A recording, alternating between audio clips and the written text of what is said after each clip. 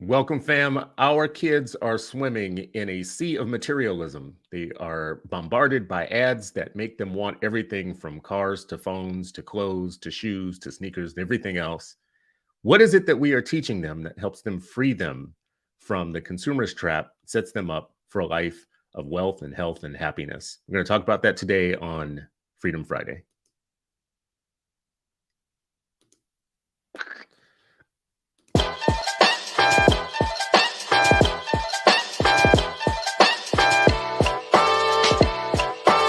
This is Freedom Friday, and you're still not free.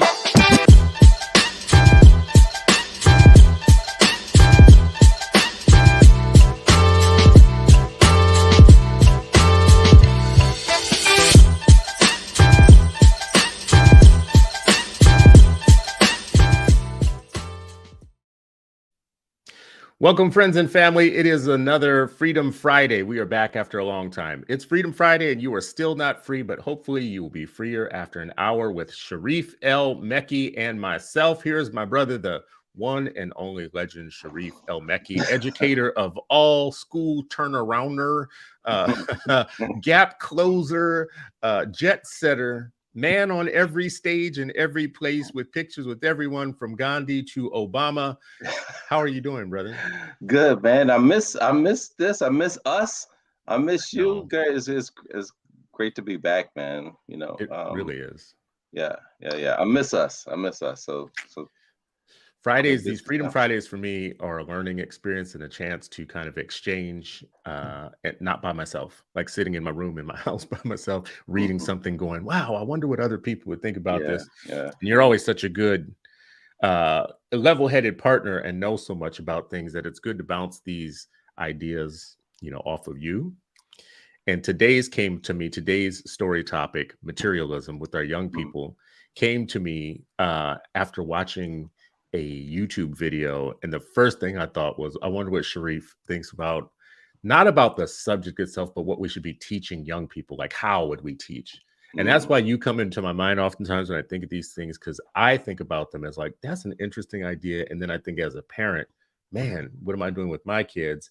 And then I think, if I had to teach a lesson on this, like if I had to put together a lesson and teach kids, how would I structure it and Mhm. what would I want to get out of it? So can I set it up for you a little bit? Yeah. Please do. All Please right. do. So the video that I saw that really kind of captured or got me thinking about materialism and what are we teaching our kids actually came from an interesting spot. I'm gonna put my screen up here and see if I can share my screen. Uh, Here we go. So it's 50 Cent. Okay. So 50 Cent's 25, 26-year-old son has been complaining for a long time that his dad has not given him some of the riches that he had, right? Mhm. And, as 50 Cent is a very famous entertainer who has gone from the rough and tumble of New York, his own personal story, being raised by a mom who was addicted to drugs and they were on their own, and he was shot 9 times. These are a part of the lore of him. And he didn't just become famous. He took over the game in hip hop and made investments in things like Smart Water early in his career and other things that just put him well ahead of other entertainers. So he had a sense of hustle in him that wasn't just about selling records. And Mhm. now he's on Forbes, Forbes, one of the most richest people in the world list. This isn't just a rapper anymore. This is an entertainer. Right. Mhm. So his son, I'm going to play just a short clip of this, but his son has been complaining about him since he was young, right? And Is I'm this just a going to new go. theme now? Like, you know what I mean? Oh, this dude made it into. I think this dude was the originator of the "my daddy didn't give me any of the Right. money" type of thing. But Okay. but I'm gonna play it quickly to see, and let me know if you can or can't Now, hear this. You might not be 6,700 a able to month hear to this, so rebuild I let's your can see. life. hear it. I can hear it. 6,700 a month. Okay. And I can't buy stocks? Listen to what I'm saying to you. Right. 6,700 a month, right? 6,700 a month in the state of New York City. You do the math. Oh, I done the math. I've been in child support, bro. I went to jail for it. So I said, so hold Okay, on. okay, cool. 6,700 a month, right? Okay, 6,700 a month, right? You're talking about a Ford Lister. Hold on, wait, listen. You're talking about somebody that has problems with everybody. You can't just live in any neighborhood. $81K is not a substantial a lot of money. Hold on. You can't just live anywhere. And if he's contributing $6,700, that means your mom's got the other half. It ain't just for him to take care of you. She got to take care of you. $700. Where's her $6,700 to go with? It's $6,700 a month. Now y'all got 12, 1,300, now 13,000 a month. Oh my! See, hold on, yo, choke. This is where you get it. This is where it goes down a bad path, brother. This is what I'm trying to tell you, bro. Yo, bro, 6,700. If I told you right now, right, you got to start your life over right now with 6,700 a month and rebuild your life. Yes. Can you do it? With 6,700, I guess. You have. Okay, I want to stop right there and just say, just let's add some context to this. 50 Cent, when this kid was young, 50 Cent was paying child support, and the kid's portion of that was almost $7,000 a month. As a baby, like receiving it as a baby. As a kid, yeah. So this is a kid walking around school with $7,000 a month in his pocket, and some maybe not in his pocket, but his mom got the rest of it, so that literally was his portion of it. I thought that was the child support. No. Well, as part of the child support, that was his portion of the. That was his allowance, basically. That was his allowance of the child support, right? Wait. And so this is okay. Start over. Mm-hmm. So basically, let's round $300, $7,000 allowance. That was part of a larger child support thing. It's like, hey, here's the child support, and part of it you have to give your son allowance. Yeah, that was his portion. The mom got the other portion. So it was the kid and his mom, and the mom got her portion, and the kid's portion was $6,700 a month, and that's what he grew up on. But he had this very famous, world famous father who was in the millions, right? Right. So his thing was there's one story where 50 Cent is talking to the mom, and the mom is talking to 50 Cent about the son, and she's like, yeah, there's this boy at his school who has 120 pairs of sneakers, and he doesn't even have 20 pair right now, and he doesn't know why he doesn't have 20. So he wanted literally 50 Cent to buy him 20 pairs of sneakers for his birthday, and 50 was laughing on the phone. He's like, you better tell this dude what is wrong with him? Like he because there's another kid at school that has more pairs of sneakers than him. He thinks he deserves 20 pairs of sneakers, right? So there's this entitlement, affluenza, not much industry, not sense of trying to make the most of it himself on his own. And yeah, his portion. So the question he asked at the end of that, he asked the guy, if you had to rebuild your life on just $7,000 a month, could you do it? Right? The guy's like, yeah. The dude is like, yes, I could literally do that. As a grown man, not even count like as a high school kid. Like that's I'm glad you framed it, because I thought it was. I was like, I'm sorry, man. This is hilarious. Like, isn't that the craziest thing? So I thought that was the child support, whatever, blah blah blah. No, he's 67. Which is still not it's not a little bit. It's not a little bit, and I get and he's saying, well, in New York, you can't live on that, right? You're in high school. Yeah, you're in high school. Exactly. High school. I don't want to hear that you can't live. You got $7,000 allowance. Talk about I can't live off of that. No, the lifestyle you're portraying, you can't be on the rich and glamorous maybe with 7,000. Right. But you definitely have but according to most measurements in New York or anywhere else, you have a very glamorous lifestyle at $7,000 most of America allowance. So here's where the story gets into the teachable moment and the lessons. So what 50 Cent has said about this several times is, I grew up rough and tumble, so I don't know what my son's life is like. I'm me and he's him. I don't know what it's like to grow up as this kid who has had all this opportunity or whatnot.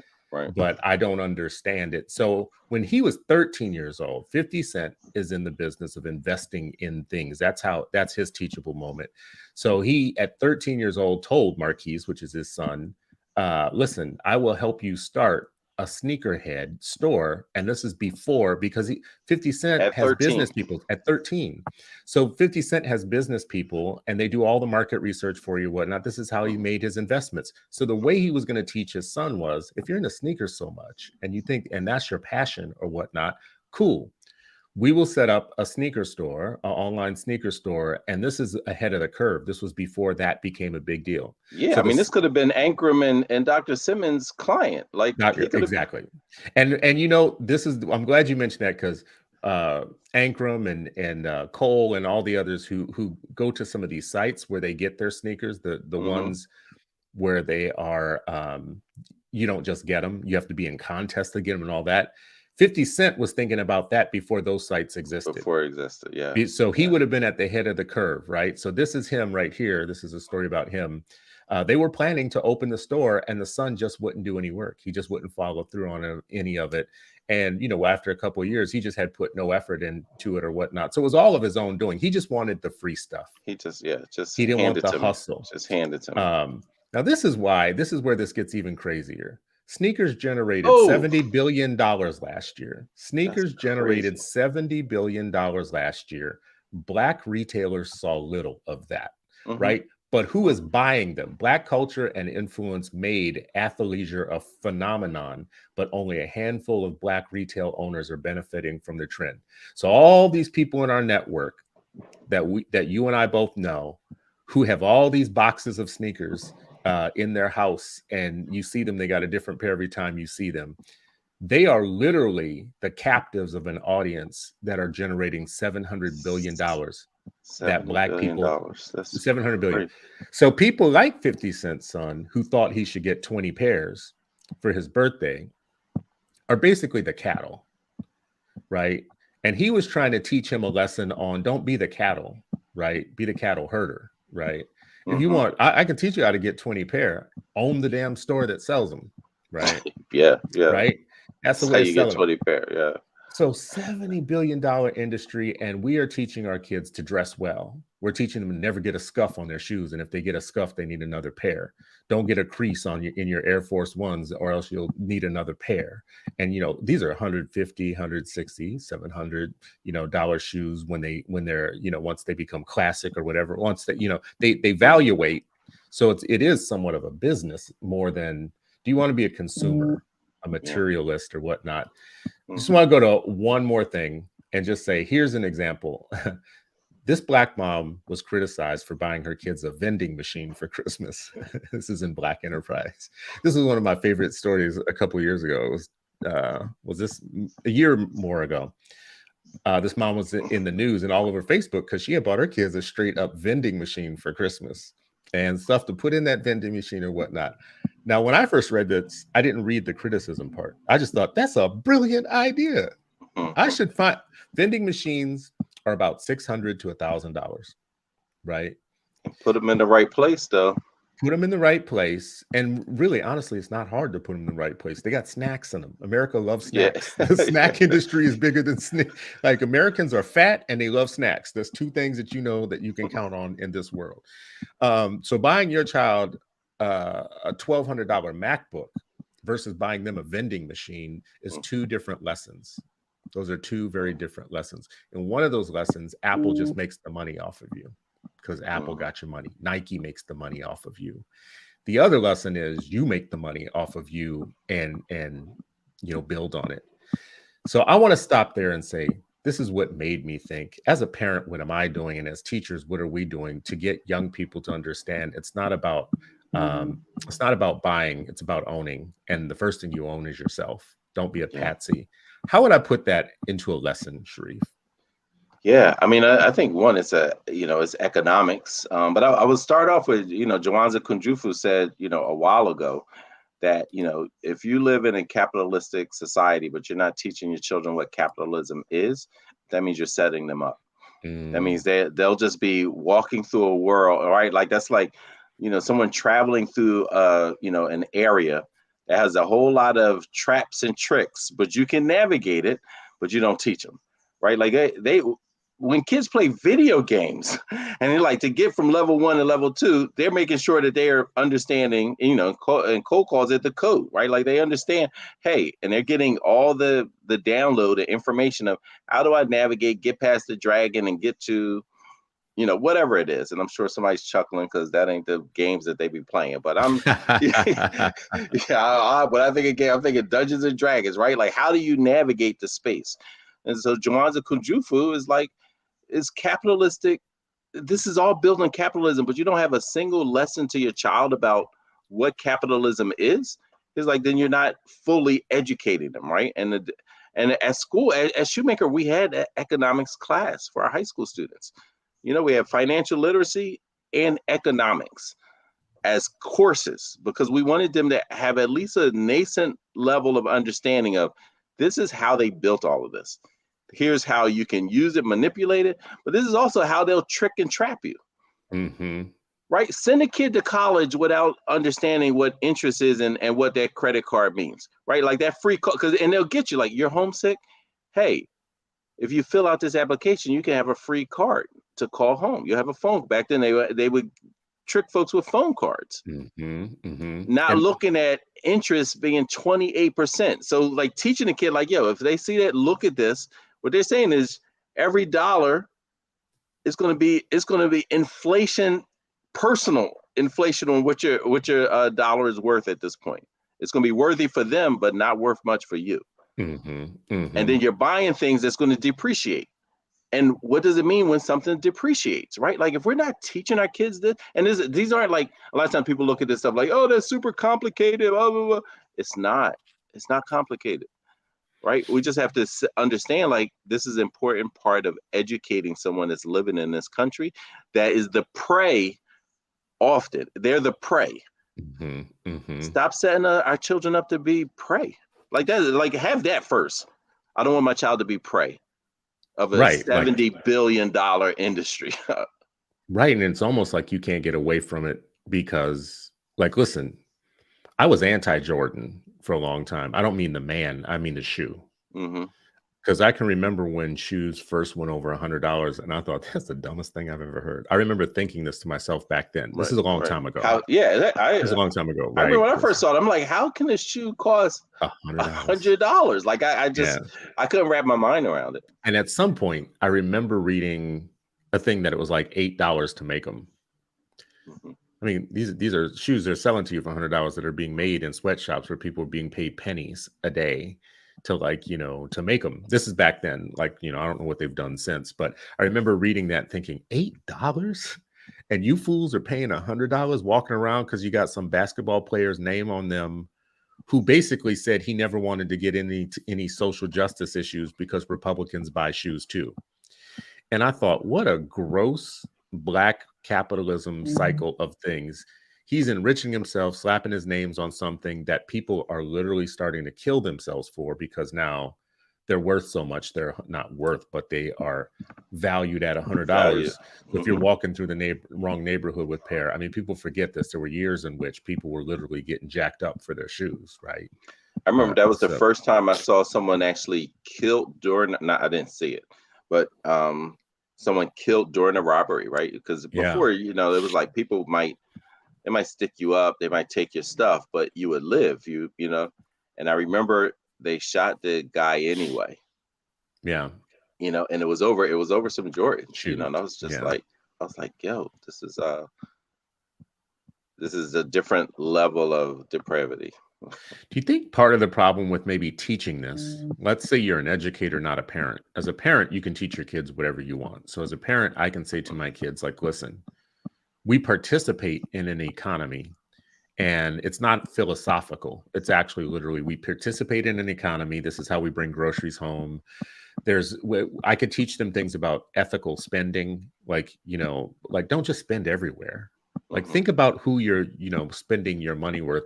Does it further some of the things in life that you want? Like this is, I grew up, my parents always looked for a black insurance agent. They always looked for a black doctor. They always looked for, because they knew that I don't have all the power in the world, but if I'm spending, That's some power, right? Consumer power is some power. So I can teach my kids that. But now if I'm an educator going into a classroom and I want to teach a lesson on materialism, consumerism, and capitalism, now we get into the problem of I might have political ideas that you don't have, right?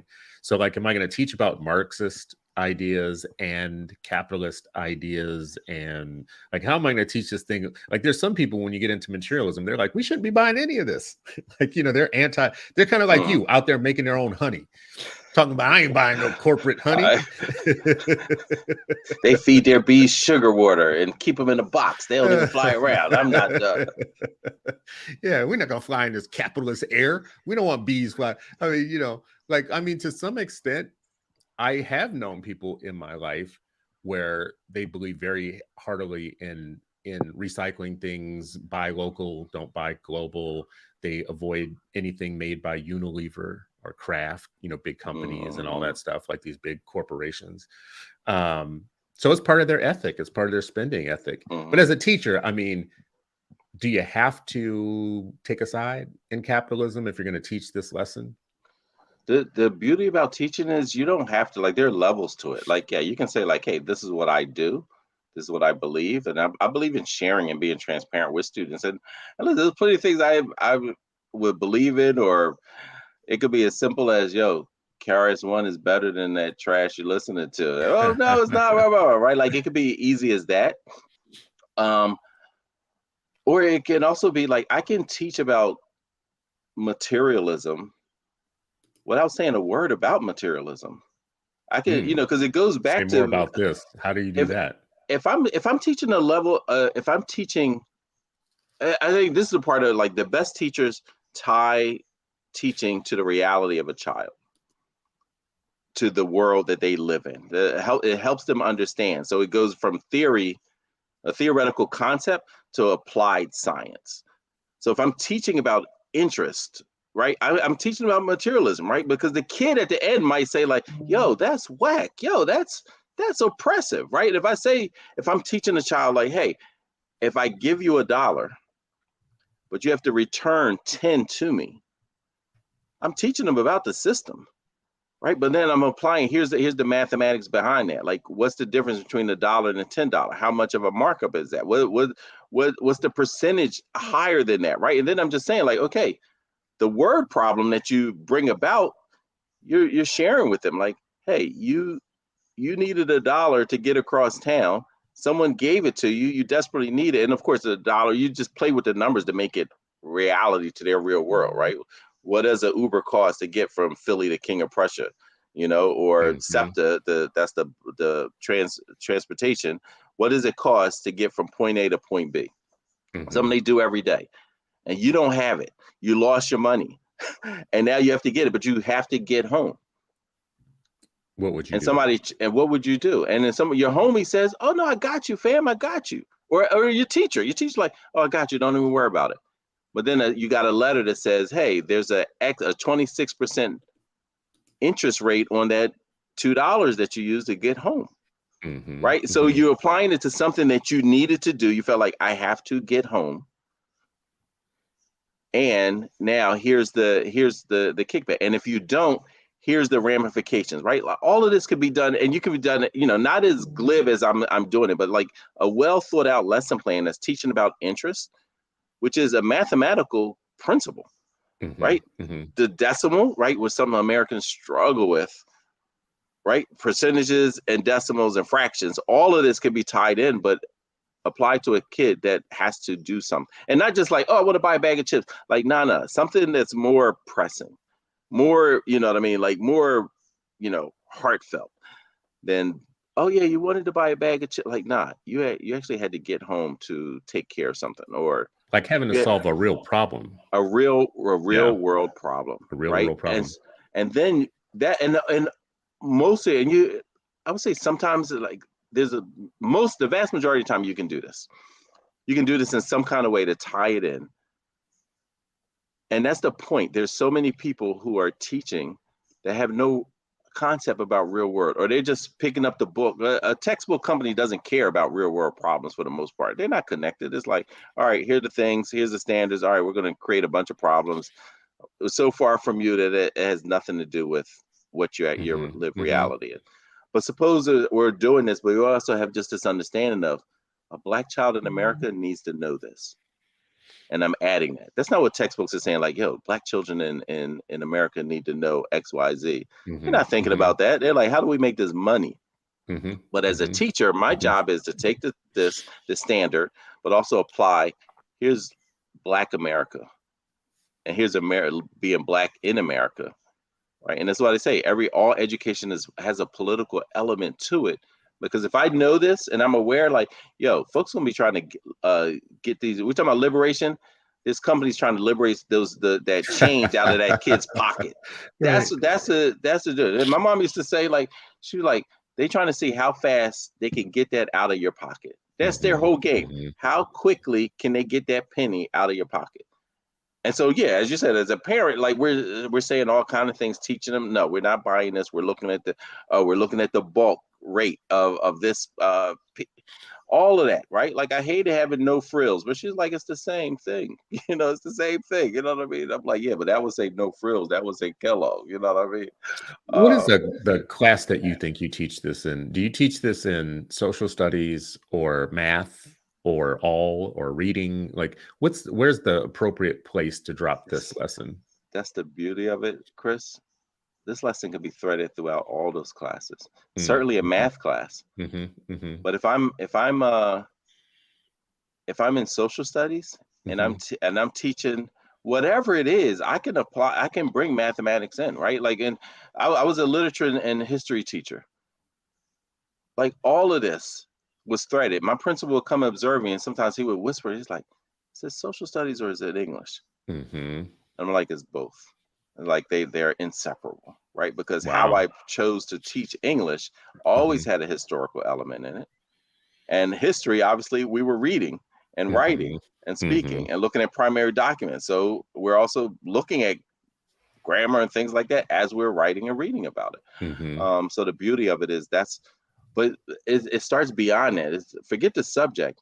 It's what's the teachers and the educators' mindset and orientation. If you have the right mindset and orientation, you're going to be, this is all threaded in without the dogma, without like, oh, this is that, this, and you need to stop and don't do, like, no, just teaching, just teaching. I mean, this would be hard for me, Sharif, just because being my age, the hard part for me is I've got multiple kids right now. Kids want a lot of things. They want. I think there's lots of excess, even amongst what we consider to be American poor kids. There's what I consider to be gross capitalistic excess, right? You have kids walking around with iPhones who can't afford anything else. You have grown folk who are in their young 20s who have cars that are big, beautiful, nice, whatever. I mean, like this came up for me also with the commercial you and I have talked about previously with Nia Long. She does a commercial for the Escalade, for the Cadillac Escalade. And I thought, oh, damn, that looks like nice. And the car does look nice. It's beautiful. Yeah, a lot of those cars look beautiful, man. Yeah, it looks beautiful. And she's driving through and she's talking in her Nia Long voice. And she just sounds like a homegirl, like any person in our circle that we would know, someone who works for you, someone that works with me, someone who's a colleague or whatnot, of our age, like a normal Black person, right? Just like she's not trying to talk as a star. That car is over $100,000, right? $110,000. It's a $110,000 vehicle. And me thinking about, I can't think of a dumber investment. There are people driving this very specific brand of vehicle who make like $70,000, $80,000 a year, right? You make 70 or 80K and you're driving 100 and 110,000 car, probably on lease. That lease payment, the average lease payment is getting somewhere to be about $1,200 to $1,400 a month, which astounds me. Like, who the hell is spending rent money, like mortgage money on vehicles? Now, I'm not thinking of this as a purchase because I love cars. I am a car person. I love them, and I would love that Escalade. Let me tell you right now. That thing is beautiful. That's the type of thing that they roll Obama around in, right? But when I think about 110K on something that depreciates by like 30 to 40% the moment you drive off the lot, right? So you've already just lost $40,000 that you're still paying for once you drive off the lot, right? Now this is old man talking. This is old man talking. Like I You can't sound tell like a my kids to do stuff. you sound like a mathematician to me. An old mathematician. No, You I mean, sound like a 'cause, like, mathematician. I mean, but the you idea know, of depreciation, even sharing with a child, like here are the things that that appreciate, here are the things that depreciate. And what's a normal cycle? Like how long? And what's the best investment? This is all. It could be done in. This could be a case study, like reading an article of, hey, here's what happened. Here's this person. Here are their choices. It could be set up in social studies, more of an economics, like why is it built this way? Why are the things that are, what's the marketing to do with this, and how have things been marketed? Like, look, we did a lesson with our kids on the impact of tobacco, and this was something that they were curious about. And this was back when everybody's like, oh, kids stop smoking, blah blah blah. They were using fines if you all this kind of stuff, all the policy and attention headline seeking stuff. Kathy Lee at Turner Middle School, one of my mentor teachers, designed a unit, and then we all contributed because we're all like, rotating our students. So the impact of tobacco in Black America. This is 8th graders, mind you. Impact of tobacco. We couldn't teach that lesson without talking about economics and marketing, right? We ended up going down to George Washington's plantation so they could see one tobacco farm. No, nobody had seen a tobacco plant before, right? No, this was before we had computers in our classroom, so no one had seen an actual tobacco plant. We designed a unit where we start in Virginia and move up because they were like, why are all these ads, and then we take them. Here's our community with every other billboard with a Newport, somebody looking cool, a Nia, it wasn't Nia, but right, a Nia looking person with a daggone death stick hanging out her mouth and beckoning to the child like, yo, you want to be down with this? Why you gotta be with the death stick? I smoked for years, man. I was a smoker for several years. Not even several. I was a smoker for a long time. You need to stop now.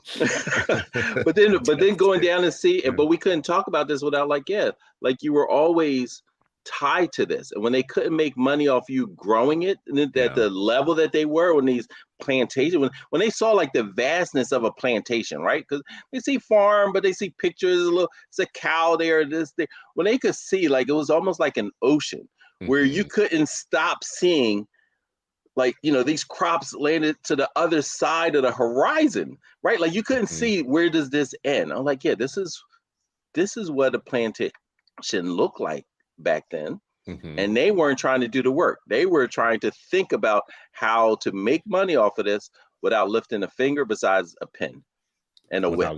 Without lifting their own fingers. Yeah, it was just a pen and a whip. That's how, when they lifted their finger, it was a pen to write the cost of it, to sell you or to sell it, and a whip to make sure that they were able to do both, right? And so them being able to see that, and then see the billboard and see the connection, the mindset was still, you know what I mean? Like Huey Newton once, he was like, I don't know if he was critiquing, but he was kind of critiquing James Baldwin, because he said, James Baldwin said United States didn't know what to do with the Black population once they were no longer a source of wealth. But they still are a source of wealth. It looks differently. You're like, it looks differently. They're still the source of wealth. That's 70 billion. Hip hop, like all the things that they say, like, hey, become a consumer of, even the things that you create, you no longer sell. We're going to sell it for you, and you're going to buy what you created. Like that, if that ain't the most gangsterish stuff. Well, I mean, I've like, the piece that I wrote about Black children on the new cotton. Yeah. I think fits in that idea, Sharif, because it's like, you're no longer a slave. So slave was a way to make wealth off of a people, steal their labor, extract their labor, steal it, whatever. Okay, cool. Once you can no longer do that, though, they actually found another way still to enslave you. They passed ordinances that said you had to have a job. And locally, the only jobs you could get were on a plantation. So, right, like, so they still found another way. We're going to funnel you right back into that space. And when they couldn't do that anymore, they found a way to say, well, prisoners are not like free people. So prisoners can be leased out to be slaves. Mhm. So then there was a slave leasing program, basically. And, you know, once you get out of doing that, you find other ways. One of the ways now, I say American school children are a commodity in that. That's why people are fighting to keep their head count in certain schools. It's not because they want or love those kids. It's because those kids, their head count is what generates revenue for an entire class of middle class worker. Middle class people are deeply invested in keeping your body in a building, whether they are doing anything for your brain or not. They don't have to. That's the beauty of Black students. The beauty of them is you can capture them and you don't have to do anything for them. Right? It's just their body that generates per pupil income, and everybody's living off of that. But that's just, I mean, private prisons have a similar business model, but so do public prisons. When you try and change laws about public prisons, the economic thing kicks in, and prison guards go up to the Capitol and say, we don't want to reduce the number of prisoners. So we don't want you legalizing anything that will reduce. So they still find ways. Bruh, I mean, and double down on that, right? Like, because that idea of a prison guard having lobbyists, like I know. They got lobbyists. They got lobbyists who, so, you know, who's the black child lobbyist? Like, where are the black children lobbyists? And do they get to talk to them? Do they get to talk to their lobbyists? And then a lot of people are like, well, the elected class is no. Who do the black kids talk to about? Here's the conditions that I live in inside a school. Right. Who's talking about that? This is the first time that I encountered this idea that we just talked about, the lobbyists of the prison guards or whatnot. There was a story in Mother Jones magazine, and there was a picture of Black women protesting outside of a prison in California. And one of the signs said, "My child is not your paycheck." And they were there to protest the prison guards who were trying to push 3 strikes and you're outlaws. So the prison guards were lobbying for 3 strikes laws to go into effect, meaning, you know, on your 3rd offense or whatever, you go to jail forever type of thing. Like, that's a life sentence, automatic life sentence. And that all hit me. Like, so you have Black moms outside of a prison with these signs, and one of them says, "My child's not your paycheck." And it was literally because the state workers were lobbying to keep more of us in jail. That told me this whole story about we are an economy. Like Black people or bodies, just our bodies is an economy.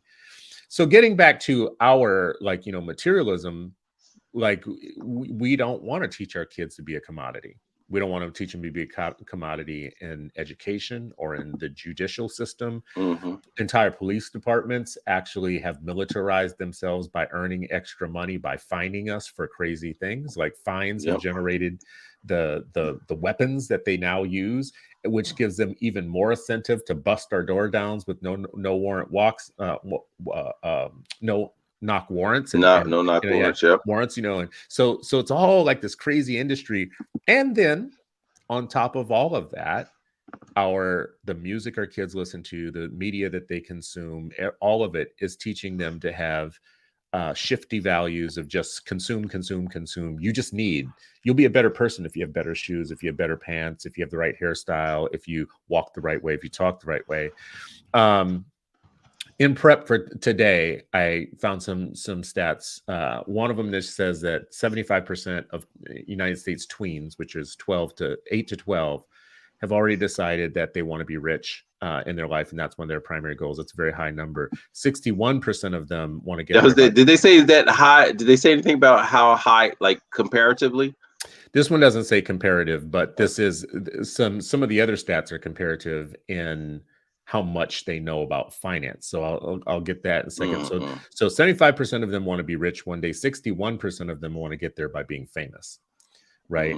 So they're connecting, I want to be famous. So fame comes with all the cosmetic things that you do, but we're not teaching them any of the work that it took. So you might want to be a famous singer, but I'm teaching you nothing about the recording industry. I'm not teaching you how the people make their money, and you're signing bad contracts, for instance. Right. So they want the outcome. We're not teaching them the steps how to get there. Here's a few stats from a piece called the Case for High School Financial Literacy. The number of financial decisions an individual must make continues to increase, and the variety and complexity of financial products continues to grow. Young people don't often understand debit and credit cards, mortgages, banking, investment, and insurance products and services, payday lending, rent-to-own products, credit reports, credit scores, etc. Right? Now, there's a class of people, young people, who know all these things because they are born into families and parents where this is how their world works, and this is how they have what they have. And unfortunately, this is not our kids. Imagine going through 12 years of preparation for life. 12, 13 years. Let's just call it 13 years. 13 years in the hands of professionals every year who are supposed to teach you something about the world that you live in and prepare you for life. And the main things that are going to govern whether or not you're going to be rich or poor, or even middle class: debit, credit cards, mortgages, banking, investment, insurance products, services, avoiding payday lending, outrageous, knowing how to calculate interest and being able to say to a payday loan person, well, that sounds stupid. Like when they tell you what the interest is right now, the rent to own folks, like the folks who sell you a TV, you can have this TV if you only pay $25 a month. You can have it now for $25 a week for the rest of your life. And this is going to be a $20,000 TV that you could buy for Best Buy for like, $1,200 probably.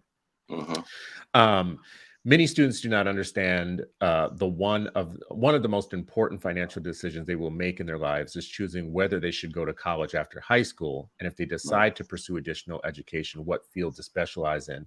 So all this conversation we're having about students being saddled in $200,000 of debt, $100,000 to $200,000 or whatnot. We're graduating people without ever having told them how that even works. And that's immediately after high school.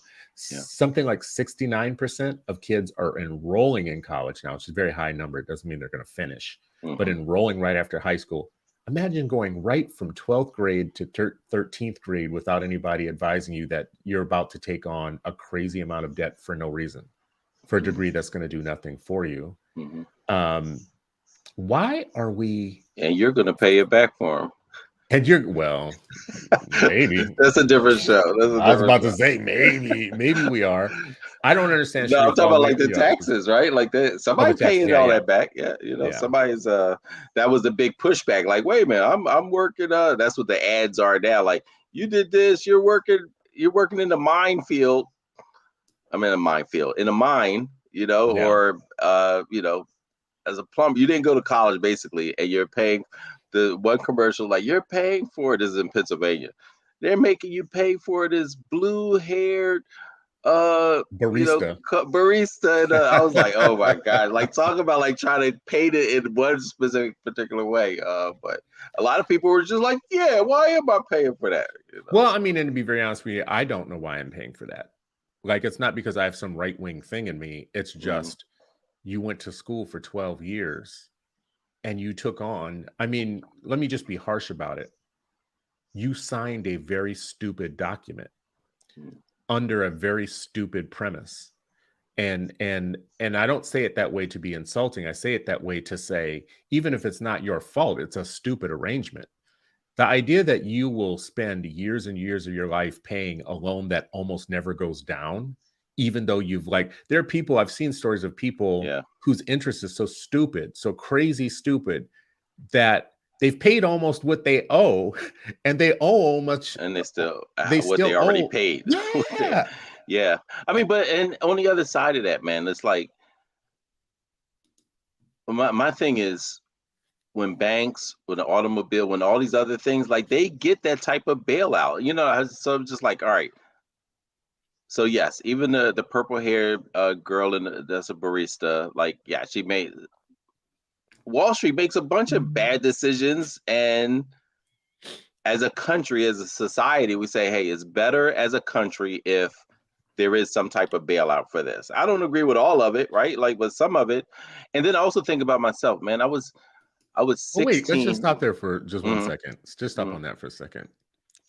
Because we bailed out all these industries when Obama came in, but all those industries paid back the money that we bailed them out with interest. People don't talk about that second part. Yeah, they did. We literally made money out. See, it's funny, our narratives, half the story is not being told about that. We bailed them out, but those weren't free money. That wasn't free money. They paid that, at least the Obama bailouts. And he is the biggest bailer outer of all the bailer all the outers, bailer right? Yeah, outers. all the bailer outers. But if we looked at all the times they paid their money back, we get our money back from, and we get it back in different ways. We only bail those companies out because of the number of people they employ, right? Like, so they're I get that. It's better for society, it's right? better Like, for us overall if we bail them out.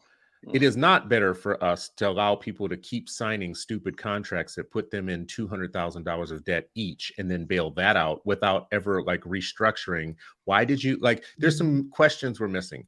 Why is the interest structured that way? Why is there any interest at all on a government, loan for education, like, or even private loans for education? Why does it even exist? Why is that even a market? But as a teacher, then what's the purpose of government? If the government is to make people's lives better, why are people even being marketed something, right? Like, because it's almost like what'd you call it before, like same day loan or payday lending. Payday lending, right? Like, it's in a similar vein of how do I become a vulture for my own people?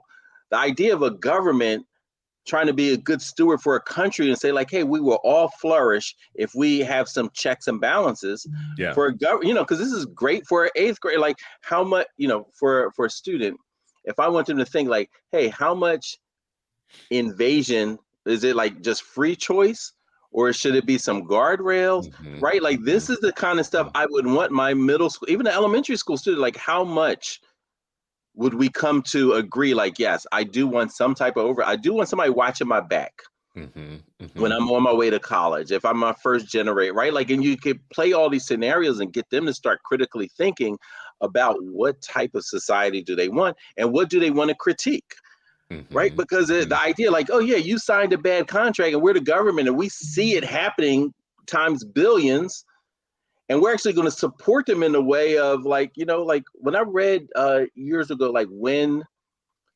credit ratings actually came about, I just thought that had always existed. Like, no, that's new.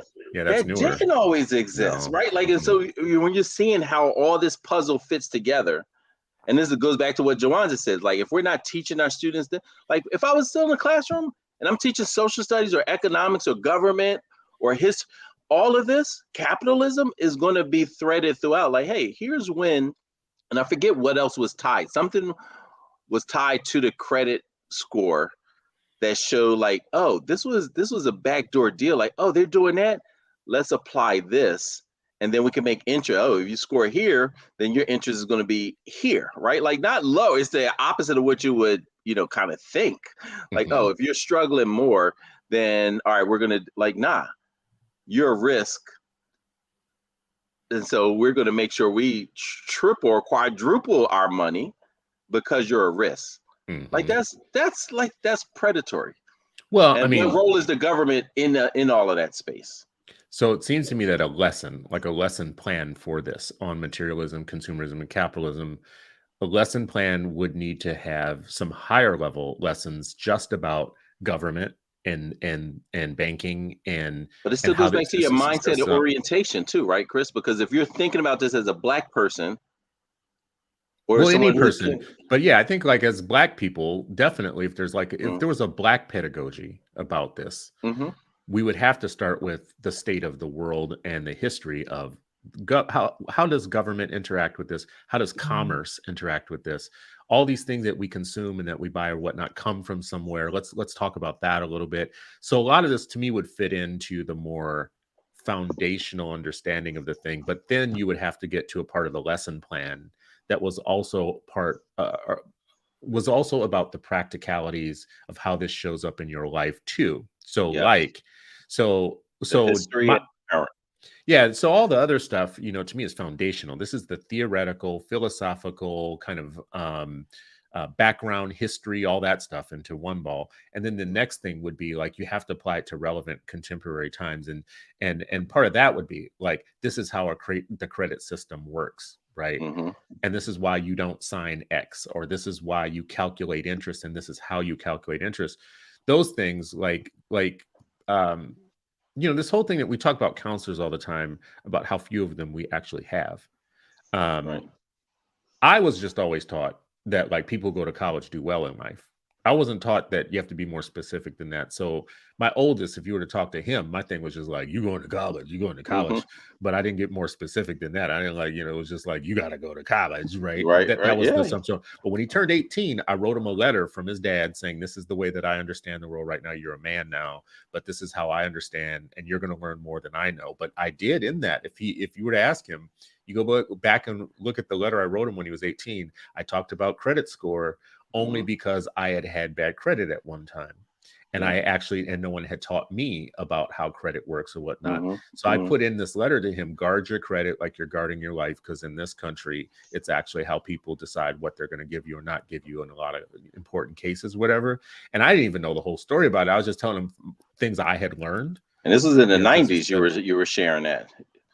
Well, when he turned 18, so it was, in the tens, so I shared that with him, not as a lesson that I knew to teach for any other reason, except for I knew how it showed up in my life. Like I had made some stupid decisions. I had signed for, we did when he was young, I did Rent-A-Center, right?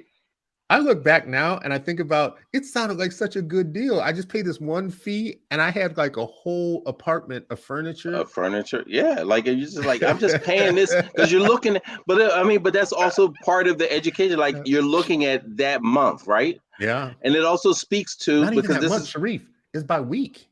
Oh, it's by week. Oh, wow. Weekly. Well, here's something. So you did it. You're like, on payday, I earn like, $240. And I only have to give you 60 of it, and I get a whole house of stuff. And I furnished a whole, bruh. Well, the other side of that, and we're about the same age. I wanted Rent-A-Center. I thought that was like fair. I couldn't even afford that. Like, I couldn't even afford that. Like, as a kid, like I'm just like, damn, wouldn't that be awesome if I could use Rent-A-Center to furnish our spot? Like, you know what I mean? Like, so it's like. It's all of that, combined. And when you talk about like the credit card, and I think this goes back to like the parenting and the lessons and the teaching. I think as parents, I think we have to go deeper than what we typically may have traditionally gone as Black parents. We'll say, don't do it. Why? Because I said so, or just don't do it. Just listen. Like, you know what I mean? And listening and understanding are two different things. Right. Like I listening and hearing. And I think sometimes we tell our children something, just expecting them to hear and obey, not understanding like there's a deeper, for us to really conceptualize something. It's like teaching math, and you have all these kids who can pass the multiple choice, but when it's actually written out as a problem, they don't understand it. Right. And so sometimes like our parenting is like that. Like their life is going to be full of word problems, but we've really only set them up to pass the multiple choice stuff. Don't do drugs. Yeah, here's drugs. Do it. Yes, no. Where the word problem is, how do you apply that when your peer pressure is this, or the girl that you are infatuated with is handing you a joint, or like that's the word. You know what I mean? Not just because I was told don't go to credit card. Not like interest or this, or showing like, hey, if they're going to come to you like this, so this is how it's going to show up, right. And so I ended up getting a credit card in college. I'm 17. I got a credit card. I'm 16. I got a credit card. Like, yeah, because they were outside of the student center, and I was like, damn, I can call with a calling card, bro. And I was like, damn, my mom's in Iran. I don't have to pay. And just sign this, and I get a credit card with $500 and a calling card where I could call my. So I got it, and of course that joint ended up paying. Then the bill started coming. I'm like, wait a minute, like, right, like, and I'm like, and of course my peeps are like, didn't I tell you not to get a credit card? I'm like, yeah, but it's the word problem of life that showed up. And you getting it then is not a problem. One, if you are educated with some strategies, right? I ain't had no strategies, man. You didn't have them. And I remember this at the University of Minnesota, there was like these tables that Discover and other people would set up. And as they were walking by, they were damn near That was like my first handing out. joint, Discover. Yeah, they were just like, Discover was like one of the big ones. And you're just like, here, have a Discover card. And in some cases, it was only like an $800 credit limit, but it was like, you got a card now type of thing. And the strategy of teaching a young person to get a card like that and pay it off every month with no balance, keep no balance. Never. But that's what I mean by the word problem. Is it was just like, don't get a credit card instead of like, hey, here's the system. Right. Here's those are two different lessons. Of just don't get no credit card, boy. They're gonna like those are two different things. And again, it's like your orientation of like, hey, I'm gonna teach you about capitalism. You are going to be, you know what I mean? And it could still be like, don't get one, but here's all the reasons why. Or if you get one and we're going to get it together so you understand this is how it plays out. And I think, like we have to, there's a continuum of teaching. Yeah. Because some say, I told you not to get it. I told you not to get it, right? Well, like that's teaching, but there's a deeper, more sophisticated way that sets me up. And I just wasn't financially literate. I told you before, my first, I had a scholarship, fortunately. So I didn't have all those loans and stuff. But bro, my refund check, I bought a daggone Cayman. Like I was just like, oh, we're gonna fit this apartment for about Cayman's like an alligator. Yeah, that's what we're gonna get, right? Like that's a dumb investment. You know what I mean? In some ways, you said it early in this show. There's a lot of predatory capitalism that is predicated on bad fees, bad contracts, bad deals for people who don't know better or people in poverty, because it's a market. That has always been a market, like try and sell something. I'm going to send you after this show, and for people listening and watching, I will put it out into social media. There's a video from like the 60s, late 50s, I think it's late 50s or early 60s, called How to Sell the Negro. And the entire piece is a government created piece on how you sell to Black consumers. And it's got the craziest kind of like advice in it about how we could be sold on brand names. And it's because we associate personal worth and clout and conviction and being as equal to white people in brands. So you can sell us brands in ways that you can't sell to white people, because white people already know that they're supreme. They don't need a Mercedes, for instance. Black people are some of the biggest buyers of Mercedes-Benz. We're some of the biggest buyers of stupid alcohol, like alcohol that is not nearly as good as anybody claims that it is, but its price is inflated to seem like it's premium. And all you have to do is fake premium something. And we're there as consumers because we have this kind of hidden need to want to feel just as good as. I believe we're passing. We'll defeat racism. So. We'll defeat racism through classes, right? Like, you know what I mean? So we're just like, if we can elevate ourselves. I don't even think it's the thought about defeating racism. I think it's I personally. No, that's what I mean. My negative sense of self, racial identity. Right. I can deal with that internally by showing like I'm a class above, right? Like I'm stepping up in a class structure. I can buy the Mercedes. So even if I know that there's racism around, like, look at the whole world is laughing at you. I hate to say this at the end of the show, but getting towards the end here, the whole world is laughing at you. We shouldn't teach this to our children. It's actually kind of cultural suicide and really stupid.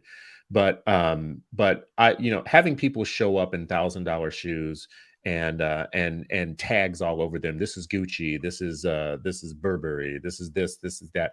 All these kind of European white names on their bodies, all over their bodies, like a goddamn NASCAR kind of consumerist person is really funny. All the labels. Yeah, you got all the labels. You got like Calvin Klein. I'm gonna start calling folks like that. You look like a NASCAR driver.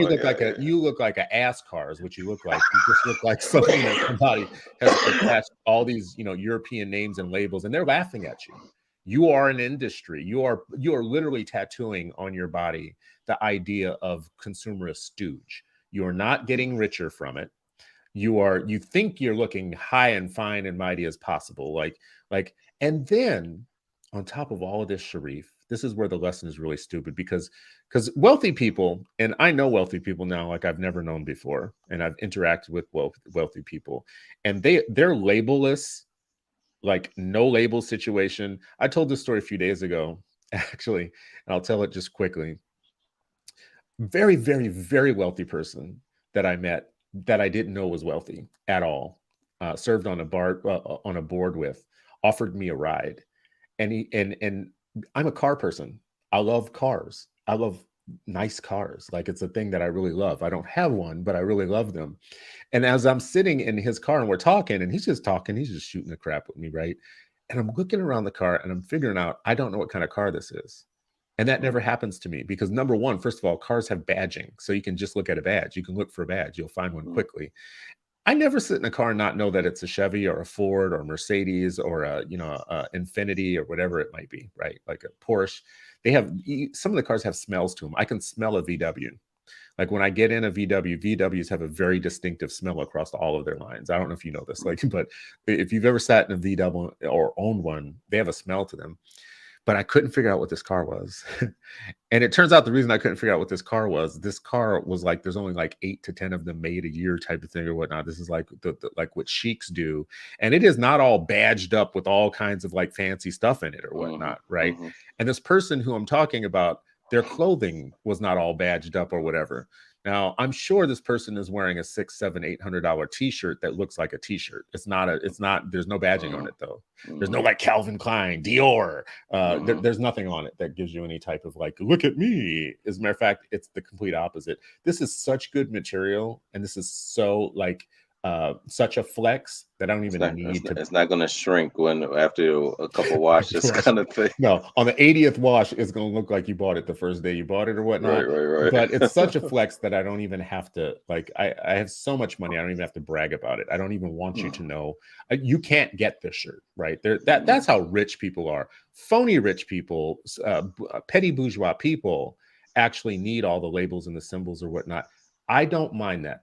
I'm not trying to be judgmental. I don't mind that if you are building something in your children that teaches them not to be poor and stooges in the future. If you're teaching them, like, listen, if you've got excess cash and you want to badge yourself up like that, fine. But okay, this is what I'm going to say bad. I'm going to leave it alone. But you wearing all of this nonsense on your body. You got like $1,000 a year in nails. And you've got like all these European names and designers, and your bag is more expensive in some cases in some people's mortgage, right? And then you're sitting in rooms talking about your oppression, and you were talking about your oppression, and you look stupid. I am sorry, but you have been taught all the wrong things. Number one, first of all, buy some Target clothes, right? Buy some land. Buy some land. Buy something that doesn't depreciate when you drive it off of the lot. I know, come on, honey. I know that your Affinity or your Lexus tells people that you're doing okay in life. I know that. That Lexus ain't worth a damn thing in comparison to, and I should have thought about it for this show. There's a Black Homeschoolers Collective on Instagram. If you follow them, there's a Black educator who became a millionaire at like 41 or 42 or something like that, bought 40 acres in Montana, now lives on it with her kids, is debt free. Yeah, thanks for sending me that. Yeah. Send it to you. And she used to be in debt before or something, right? Like, and then she went on some Dave Ramsey type of mission to number one, clear up all of her debt, and number two, then buy some land that she's going to pass on to her kids. And now her whole family, Black family, living on 40 acres, get your mind around that, are living on 40 acres debt free.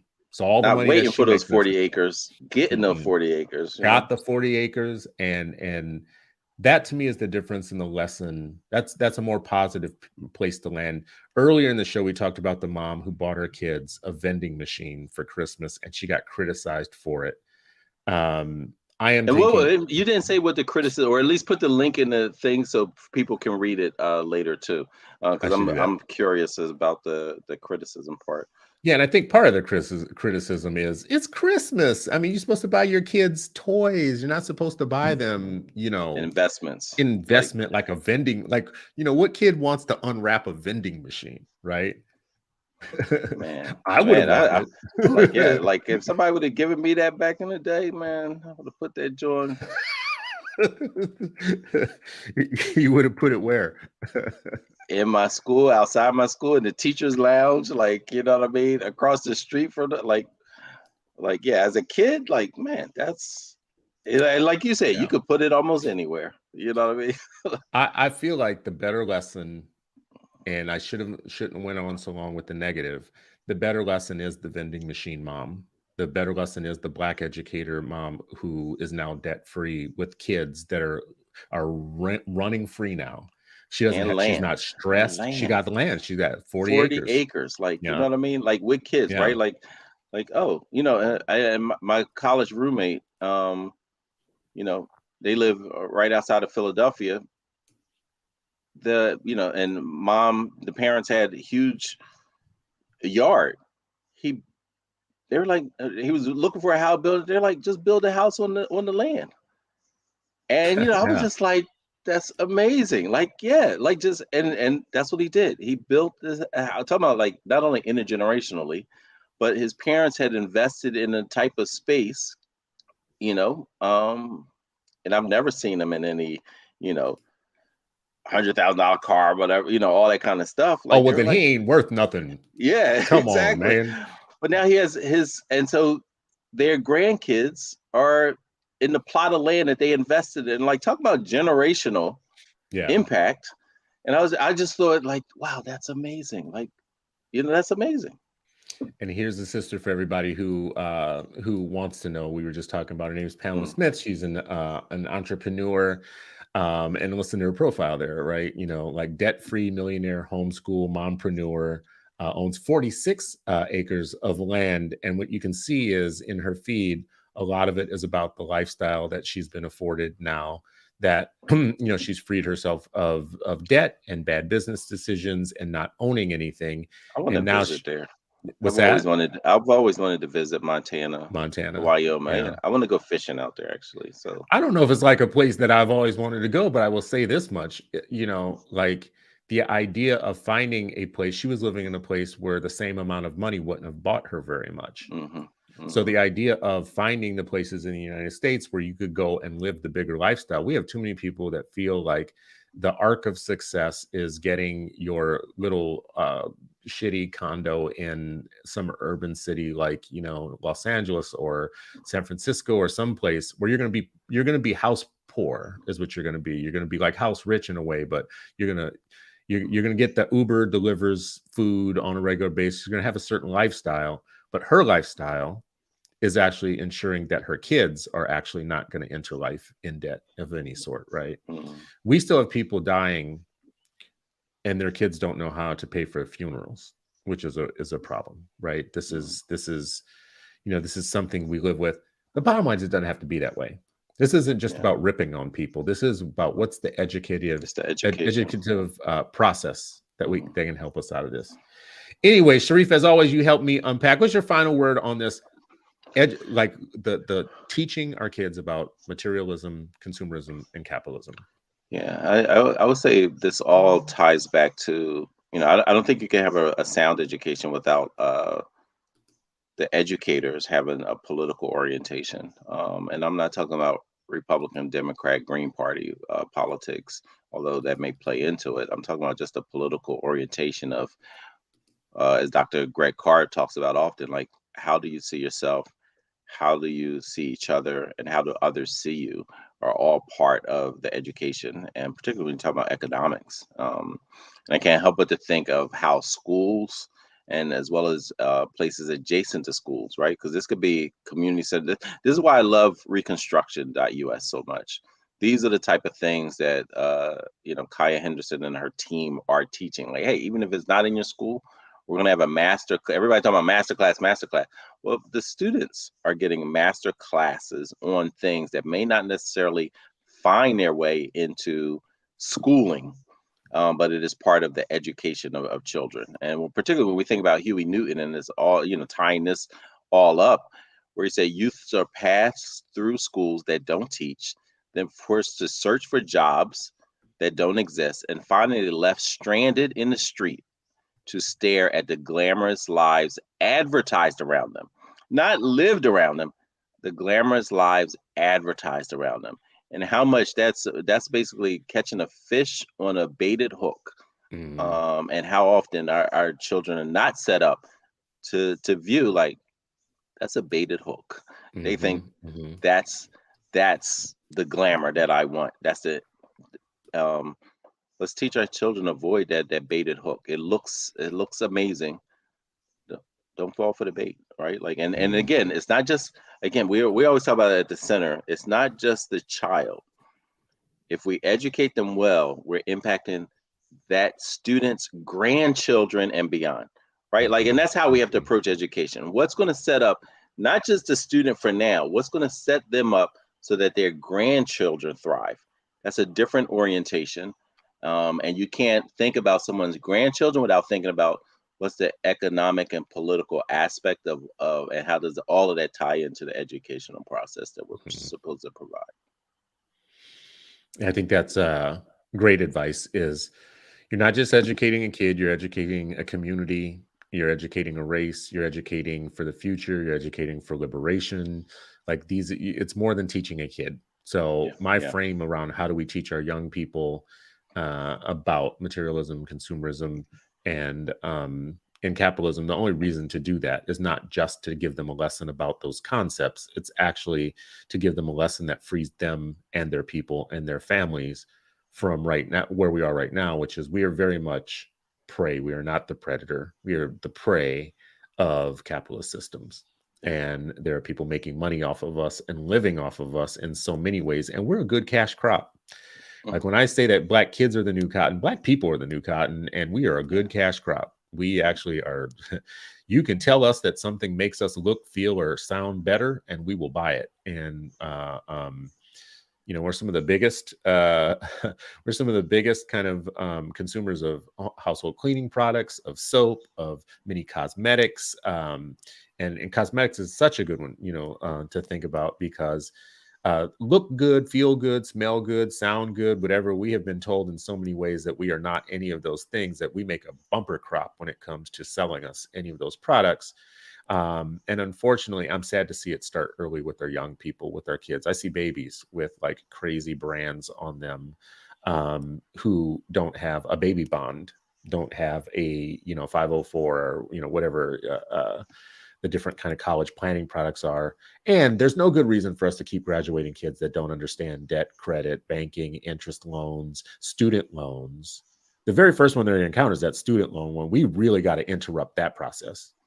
We have got to interrupt that process. 12th grade should have like a financial defense course, like defend yourself. I like that financial defense course. Yeah, financial defense. 12th grade, mandatory. And you know what? When I talk about mandatory, I don't mean like state. I just mean even like churches, community-based organizations should be like, who's our seniors this year?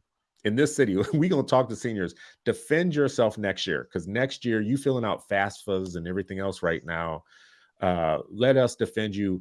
This is like a home buying decision almost. For some of them, the documents they're going to sign is like a mortgage. Yeah, I mean, a mortgage. Yeah. At night, can you imagine, Sharif? 19, you're supposed to make some mortgage decision. Yeah. With no help. All right. Well, listen, friends and family, thank you for joining us. We're so happy to be back for another. Yes. We were gone for a while. We are back now. This has been another episode of Freedom Friday, and you are still not free, but hopefully you're freer after this hour with Sharif and me. We'll see you next week for another Freedom Friday. Thank y'all. Peace.